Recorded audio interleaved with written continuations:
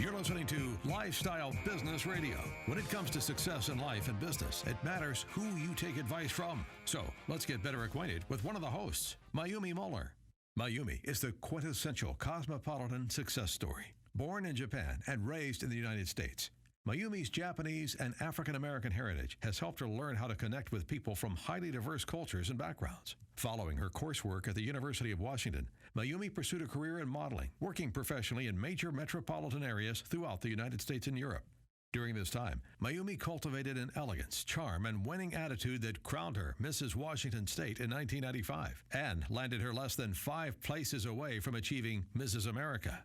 Since that time, Mayumi has raised 5 amazing children while attaining to the highest levels of success in every field she's entered. A President's Award-winning real estate agent for John L. Scott for 10 years, the top sales rep of a Fortune 500 company, owner of 8 multi-million-dollar businesses, and the world's #1 trainer in self-running business ownership. Learn the secrets to success in life and business from this amazing woman at the Lifestyle Business Owner Academy website, lboacademy.com. That's lboacademy.com.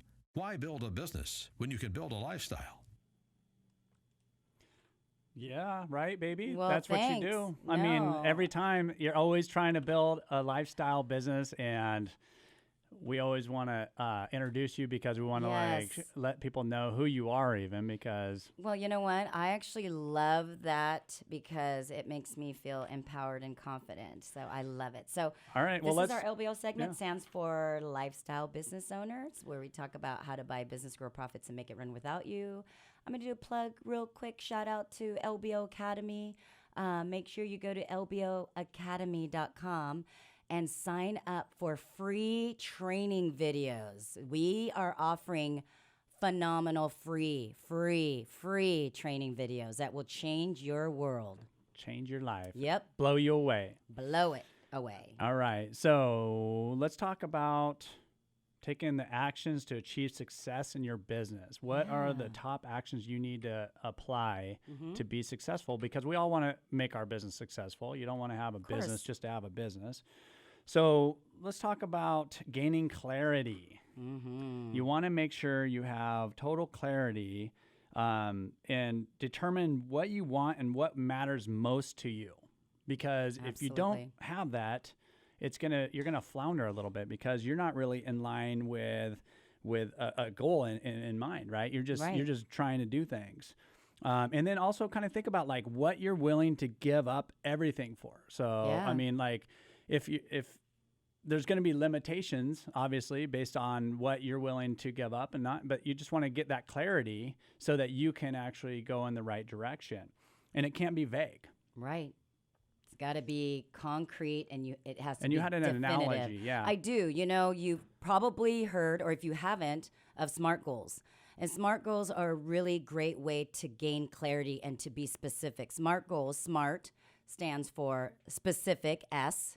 M, it's measurable, something that's measurable. A would be achievable. R, relevant. And T, time limited.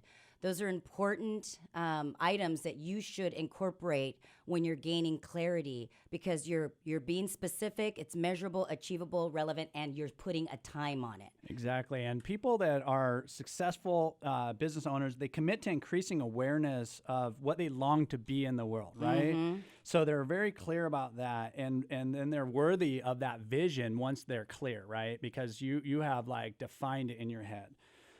Absolutely. So you guys, gain clarity. Yep. That would be the first step. So the next one would be transforming desperation into inspiration, right? Transforming desperation into inspiration. And that's really important because, you know, how you do that is you don't want to feel like you're the victim, right? You don't want to be victimized. When you're desperate, you feel like, the sky's falling, the sky's falling. And you know what? You need to grasp control and change that into inspiring yourself. Yeah. Because so that you can learn how to be more responsible, accountable, and capable. Yep. You want to use those challenges in your business, in your life to learn from rather than be that victim that you can't do something because of a circumstance, right? So you just look at each of these situations that happen, as an experience that you can always improve upon,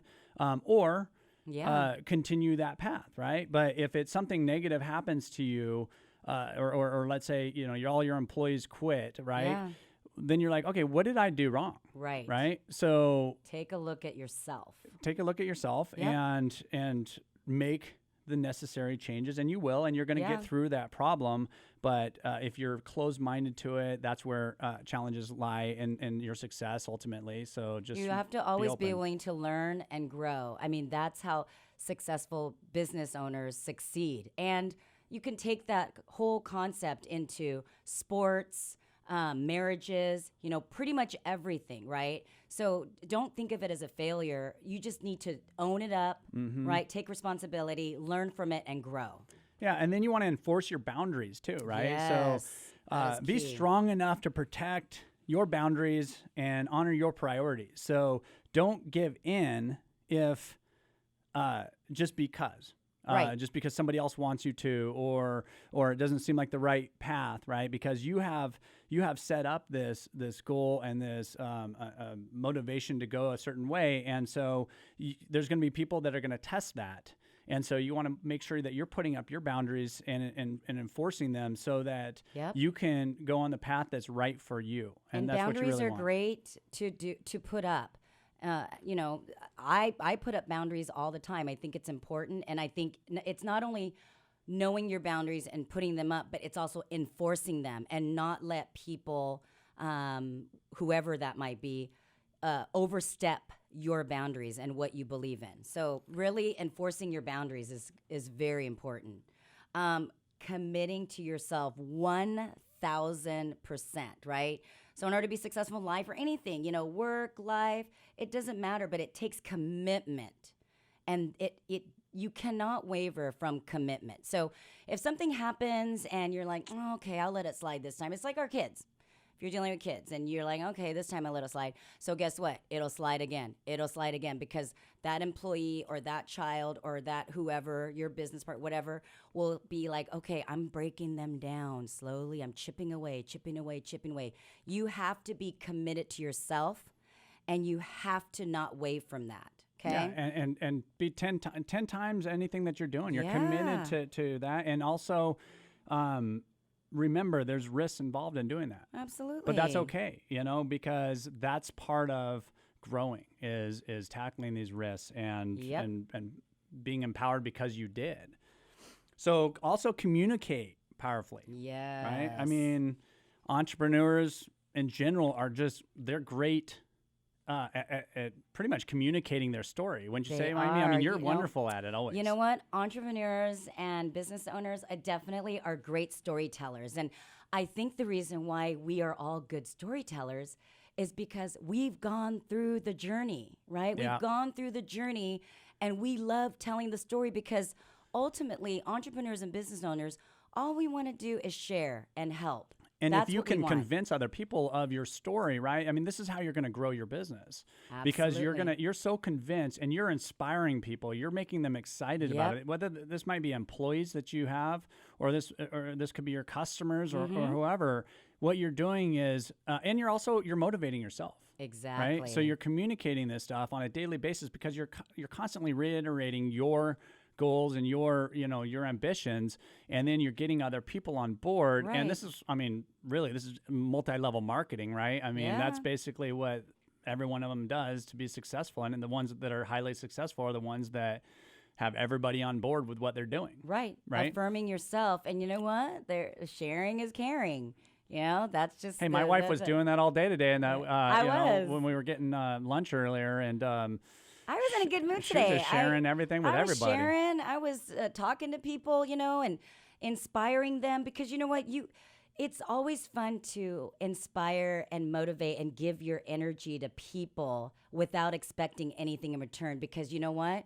The universe will give it back to you. So it's important to communicate powerfully. Yes. Yeah. Now let's talk about relationships, right? So all the relationships, we talk about this all the time, empowering your employees, right? But it goes with a lot of relationships. you can't do everything on your own. No. You need to have these relationships in your life to ultimately have great success. I know some folks think they can do everything on their own, and we meet a lot And those are the of business burnouts, owners. man. Those are the people that like are frustrated, hate owning businesses. And so if you can learn to really empower and nurture those relationships, because some of the best relationships are the ones that you get with people that you work with and they're maybe employees of yours, because there's a trust factor. You get to know each other very, very well, and you're constantly like nurturing that relationship to the point where you can trust people, right? And it's hard to trust people if you've never nurtured that relationship, and it's too what word am I looking for? It's just very like superficial. Superficial, right? So getting to really know the people around you and having them help you and having them empowering them, they're going to grow your business. And what is the fear? I don't ever get why people don't want to trust anyone, right? I mean, obviously, you're not going to trust somebody in the back alley or whatever, but I'm just talking about employees, or if we're working with employees, they haven't done anything. So why not trust and train and empower them throughout the process so that you can grow that relationship? I think that's one thing, Aaron, you do such a great job. I've always come from corporate America. I was micromanaged. And as we started buying business together, right, since we've been married and buying businesses, Aaron has taught me how to really trust and empower our employees. And for me, the reason why I think I don't trust is because I just feel like I can do it better. And you know what? You can't have that mentality. But I do too, Mayumi. I do too. But the problem is that you can never get big enough if you're trying to do everything on your own. And also, you don't want to have be kind of a narcissist and just have yes people around you either, right? So you can't have people that are just always wanting to. Awesome. Well, stay tuned for the Ask Aaron and Mayumi segment. This is where business people across the world write into us and ask us about the street smarts of small business. If you missed any of our show today or would like to listen to any of our previous shows, go to lboradio.com, and you can always follow us on lboradio.com, Facebook, and Instagram.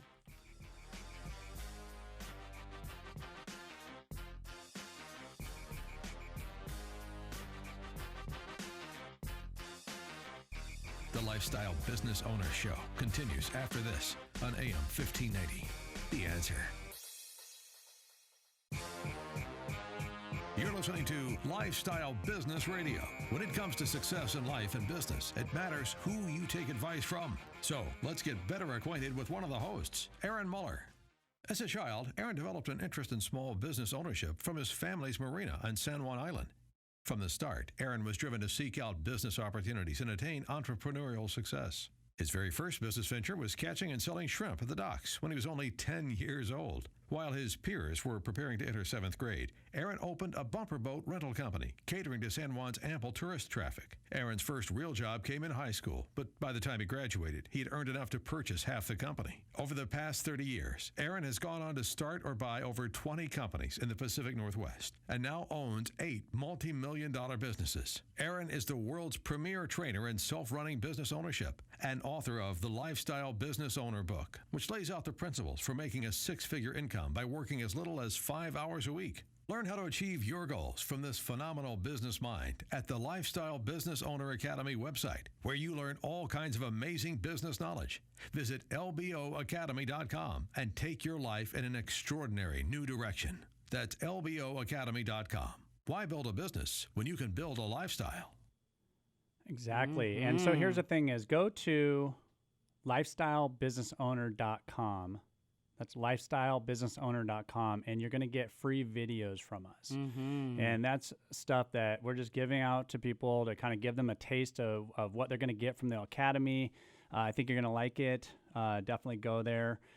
And Mayumi, let's get into some questions. We get these questions. Also, you guys, keep the questions coming. Yeah, just go to lboradio.com, and that's where you plug in anything you guys want to know about in business, and we'll answer your questions.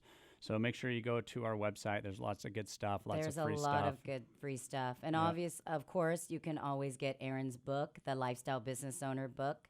It's where he teaches people how to buy business, grow profits, and make it run without you. You can get it on Amazon, barnesandnoble.com, your local bookstores. It is out and ready. Let's start this small business revolution. Get all these small businesses back. Do it. Yeah. All right. So, first question's from Mark in Tukwila, Washington. Hey, that's close to us. Favorite way to follow us is Lifestyle Business Owner Blog. Thank you, Mark. So his question is, I have a full-time job right now, and I'm thinking about getting into my own business. Is it better to keep my full-time job and run my own business on the side, or will I be more likely to succeed in a business if I quit my full-time job and run the business full-time?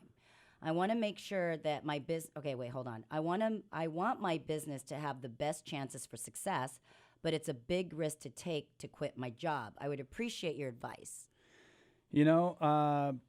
I think if you're going to get a business, I don't know if you're looking at buying a business, and that's why you would buy a business, because you can quit your job, and I would say work it full time, because that's where you're going to have the most success. Anytime you do anything a little bit part-time, and that's what we talk about in the Lifestyle Business Ownership, is that you go into this thing full-time, hardcore, 12 months, and then you're able to step out after a little while once you've really developed that company. So if you're just doing this as a part-time business, I mean, there's some e-commerce type companies and things like that you definitely can do and be successful at. And I know people that are highly successful at them. I think they're a little volatile a lot of times, especially like an FBA, Amazon type business, where all of a sudden something changes and now you have zero sales. So you don't want to completely rely on that. And that's why we're always talking about the more brick and mortar type businesses, service companies, manufacturing, things like that, because there's something that can be a little bit more sustainable.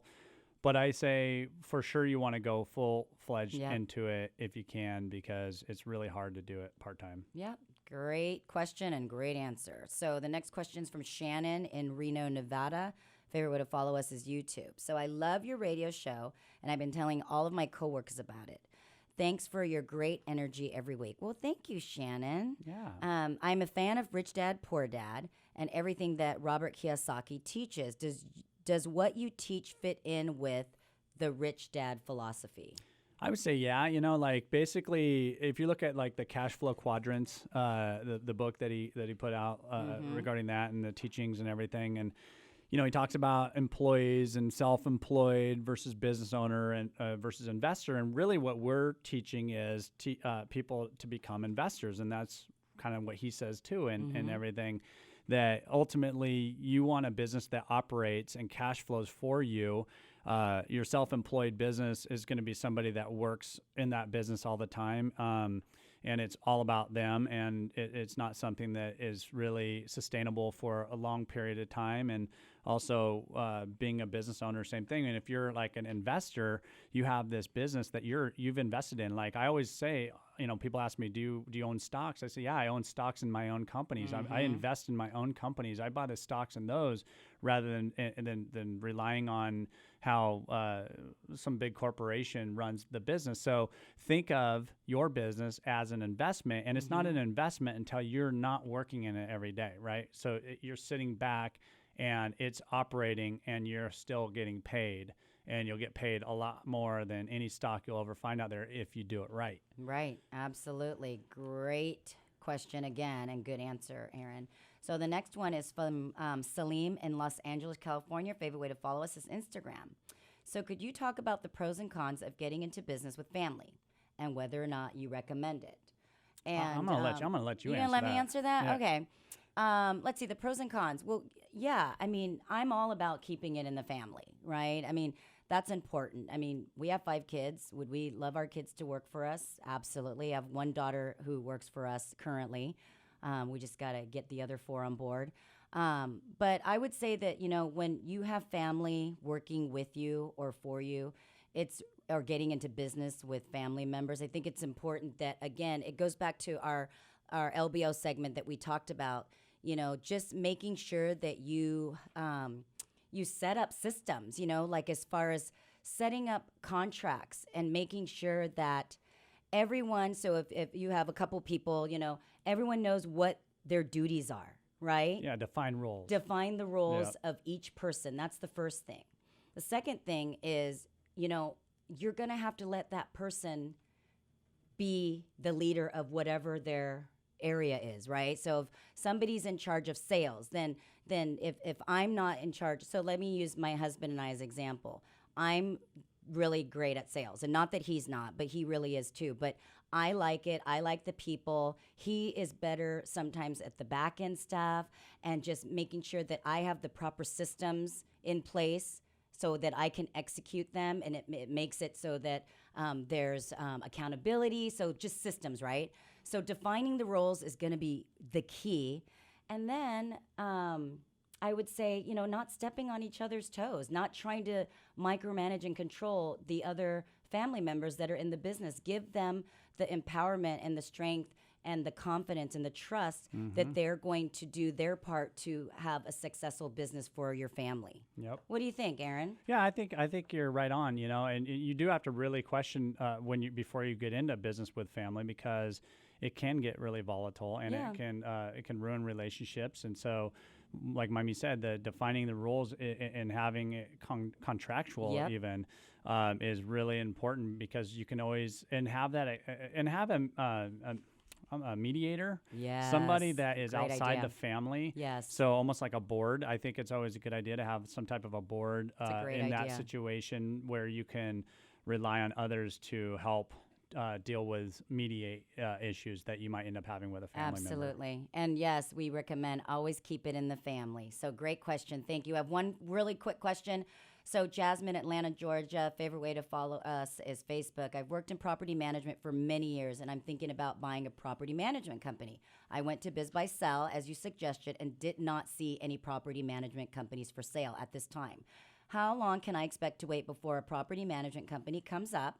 Or should I broaden my scope because I've been waiting for a while now?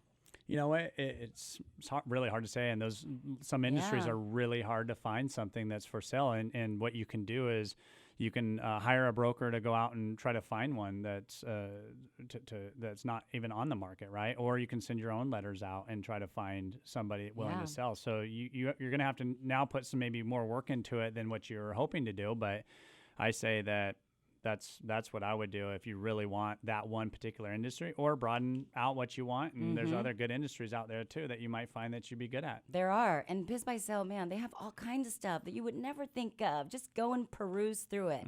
So thank you all for listening to the Lifestyle Business Owner Show, where we talk about the street smarts of small business. If you missed any of our show, make sure you go to lboradio.com and you can listen to it anytime, anywhere. Again, thank you to our guest, John Warrillow. Make sure you submit your questions to Ask Aaron at lboradio.com, and follow us always on Facebook and Instagram. We'll see you next week.